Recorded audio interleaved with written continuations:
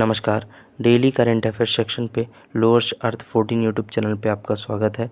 आज 25 मई है और 25 मई का पहला क्वेश्चन इस प्रकार है, एआई मंत्रालय बनाने वाला भारत का पहला राज्य कौन बन गया है?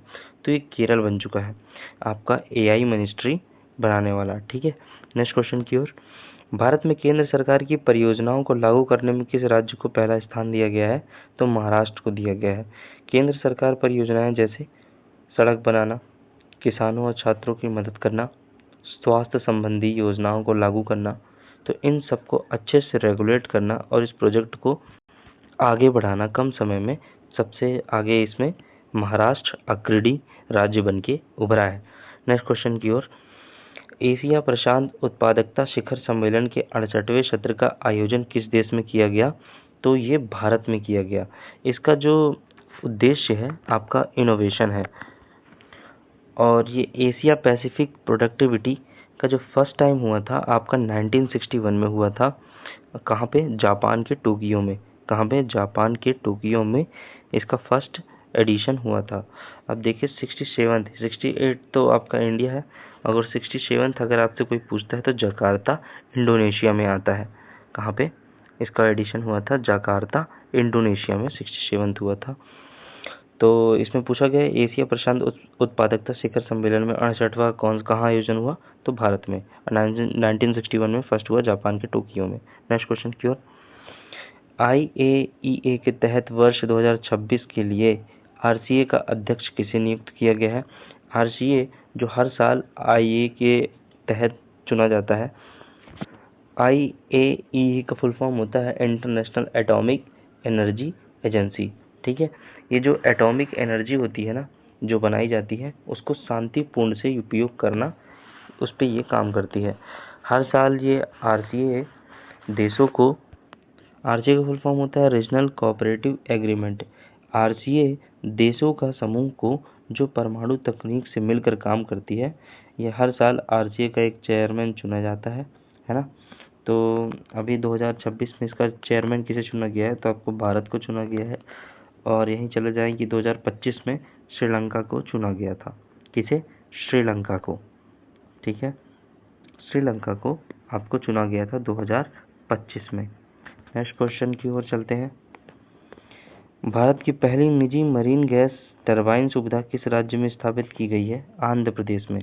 इसका उद्देश्य क्या है कि जो नौसेना जहाज है हमारे, उन्हें जल्दी से जल्दी रक्षा उपकरण या पावर देने के लिए इसका किया जाता है, स्थापित किया जाता है। ठीक है, तो इसे कहाँ किया गया है?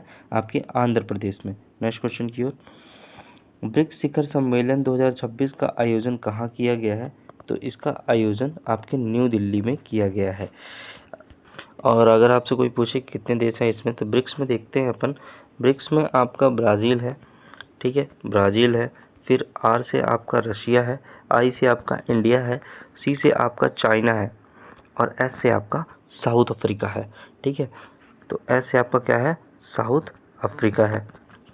और इसका 2026 में जो आयोजन हुआ है आपका दिल्ली में हुआ है।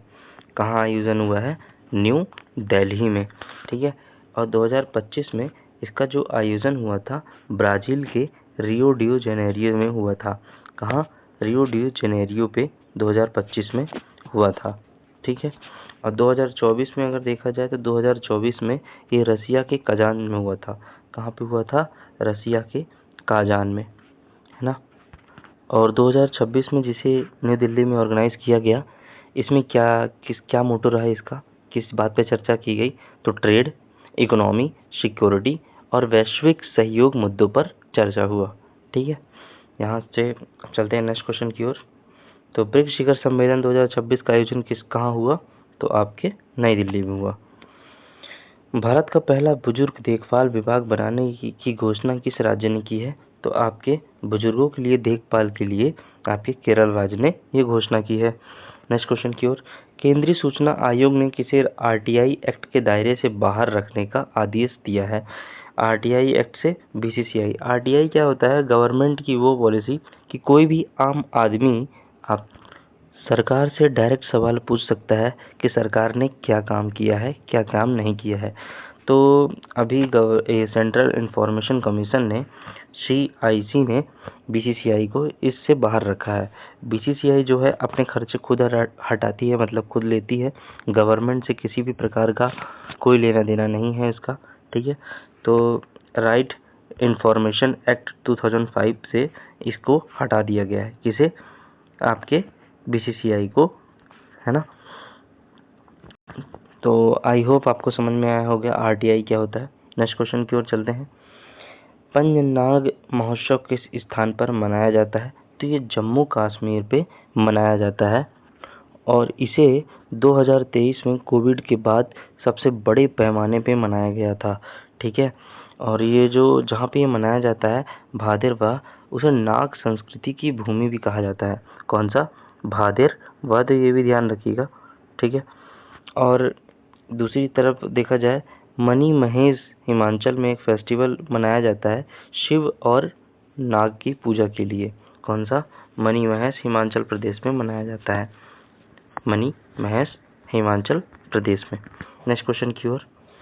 भारत ने गुजरात की कल्पसर परियोजना में तेजी लाने हेतु किस देश के साथ समझौता किया? तो नीदरलैंड। उद्देश्य क्या है इसका? इसका जो लोकेशन है आपका, सबसे पहले जानते हैं, खंभात की खाड़ी गुजरात में इसका लोकेशन है। कहाँ पे किया जाएगा? खंभात की खाड़ी गुजरात में। एम क्या है इसका? समुद्र के पानी को रोककर दुनिया के सबसे बड़ी मीठे पानी का रिजर्वायर बनाना, ठीक है। इसमें नीदरलैंड जो है ना, उसको महारत हासिल है क्योंकि उसके पास बहुत बड़े बड़े रिजर्वायर हैं, इसीलिए इसको नीदरलैंड को इसमें शामिल किया गया है। तो भारत ने गुजरात की कल्पसर परियोजना में तेजी लाने हेतु किस देश के साथ समझौता किया है? नीदरलैंड, जो कि आपका इन सब चीज़ों में उसका फादर कहते हैं आपका, ठीक है। नेक्स्ट क्वेश्चन की ओर। NCR क्षेत्र में कैब एग्रीगेटर्स और डिलीवरी पार्टनर्स हेतु पेट्रोल डीजल वाहनों पर किस राज्य ने रोक लगाई है? हरियाणा ने NCR क्षेत्रों में ऐसा किया है कि जैसे आपका स्विगी हो गया और जोमेटो हो गया, रैपिडो हो गया, उन सबको पेट्रोल वाली जो वाहन है उन पे प्रतिबंध लगाया है, ठीक है। इसे आपका हरियाणा गवर्नमेंट ने 2024 में ही आपका कर दिया था कि यहाँ पे कोई भी आपका पेट्रोल वाली गाड़ियाँ नहीं चलाएगा, पर अब जबकि 2026 हो चुका है तो ये रूल बहुत कड़ाई से फॉलो किया जाएगा, ठीक है। और हाँ, ये आम आदमी के लिए नहीं है, ये सब जो है आपके डिलीवरी पार्टनर्स और एग्रीगेटर्स के लिए है। नेक्स्ट क्वेश्चन की ओर चलते हैं। 20वें एशियाई खेलों का आयोजन किस देश में किया जाएगा? Which country will host the 20th Asian games? तो इसे जापान में इसका ऑर्गेनाइज कहाँ किया जाएगा? जापान में इसका आपका ऑर्गेनाइज किया जाएगा, ठीक है। इसका मोटो जो होगा, इमेजिन वन एशिया। क्या है इसका मोटो? Imagine one Asia. 1958 में आपका जापान ने पहली बार ऐसा किया था अपने यहाँ टोक्यो में, और 1994 में हिरोशिमा में। कहाँ पे? आपके 1994 में आपका हिरोशिमा में किया था, और 2026 में अब कर रहा है जापान। तो जापान लगातार तीसरी बार करने वाला ऐसा देश है, ठीक है। और ये 19th एशियन जो गेम्स हुआ था, ये आपका कहाँ हुआ था? हंगशाऊ चाइना में हुआ था। कहाँ पे हुआ था? 19th, हर 4 साल बाद होता है ये, ठीक है। तो 19th जो एशियन गेम्स है आपका कहाँ हुआ था? हंगचाऊ चाइना में। कहाँ पे? हंगचाऊ चाइना में हुआ था। और इंडिया ने इसमें 107 मेडल जीते थे। कितने? 107 मेडल, जिसमें से आपका 28 गोल्ड थे, आपका 38 सिल्वर थे और 41 आपके ब्रोंज मेडल थे, ठीक है। और कुछ और चीज़ें जान लेते हैं। 2030 में जो इसका आयोजन करेगा 2030 में जो इसका आयोजन करेगा आपका कतर होगा, ठीक है। और 2034 में आपका सऊदी अरेबिया। 2024 में कौन करेगा इसका? सऊदी अरेबिया करेगा। तो आपका 20th एडिशन कहाँ पे हुआ है? आपका जापान में हो रहा है। 19th कहाँ हुआ था? आपके चाइना में हुआ था। और आपका 20th कहाँ पे होगा? कतर में होगा, ठीक है। 2034वां का आपका सऊदी अरेबिया में इसका होगा। नेक्स्ट क्वेश्चन की ओर चलते हैं। नेक्स्ट क्वेश्चन है, मिशन कामयाबी वैन में कौन सी तकनीक उपयोग की जा रही है? तो ये AR या VR, जिसे जिसे एगमेंटेड रियलिटी और वर्चुअल रियलिटी भी कहा जाता है, जिसमें वैन के अंदर ही सारी प्रकार की आपकी सेवाएं दी जाएंगी, ट्रेनिंग दी जाएगी। जो भी बॉर्डर क्षेत्र के एरिया होते हैं ना, वहाँ पे युवाओं को बिगड़ने से या फिर उभारने के लिए उन्हें सेना में भर्ती किया जाता है, ठीक है, या फिर युद्ध की जब स्थिति हो जाती है तब। तो पंजाब में ये किया गया था सबसे पहले टाइम पे, ठीक है। तो इसका देखा सीखी आपका गुजरात ने भी किया है। तो AR और VR आपके वैन में ही सारी सुविधाएं उसमें होती हैं सिखाने के प्रशिक्षण के लिए, ठीक है। तो मिशन कामयाबी वैन में कौन सी तकनीक उपयोग की जा रही है?